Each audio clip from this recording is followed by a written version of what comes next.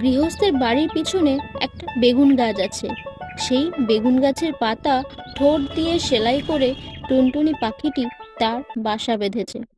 বাসার ভিতর তিনটি ছোট্ট ছোট্ট ছানা হয়েছে। খুব ছোট্ট ছানা, তারা উঠতেও পারে না, চোখও মেলতে পারে না, খালি হাঁ করে আর চিরচির করে। গৃহস্থের বিড়ালটা ভারী দুষ্টু, সে খালি ভাবে টুনটুনির ছানা খাবো। একদিন সে বেগুন গাছের তলায় এসে বলল, কি করছিস লা টুনটুনি? টুনটুনি তার মাথা হেঁট করে বেগুন গাছের ডালে ঠেকিয়ে বলল, প্রণাম হয় মহারানী। এমনি সে রোজ আসে, রোজ টুনটুনি তাকে প্রণাম করে আর মহারানী বলে, আর সে খুশি হয়ে চলে যায়। এখন টুনটুনির ছানাগুলি বড় হয়েছে, তাদের সুন্দর পাখা হয়েছে, তারা আর চোখ বুজে থাকে না। তা দেখে টুনটুনি তাদের বলল, বাছা, তোরা উঠতে পারবি? হ্যাঁ মা, পারবো।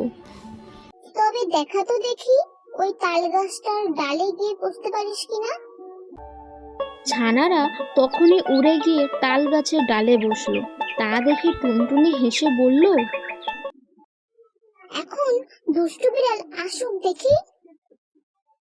খানিক বাদেই বিড়াল এসে বলল, কি করছিস লা টুনটুনি? তখন টুনটুনি পা উঁচিয়ে তাকে লাথি দেখিয়ে বলল, দূর হয় লক্ষ্মী ছাড়ি বিড়ালিনী। বলেই সে ফুরুক করে উড়ে পালালো।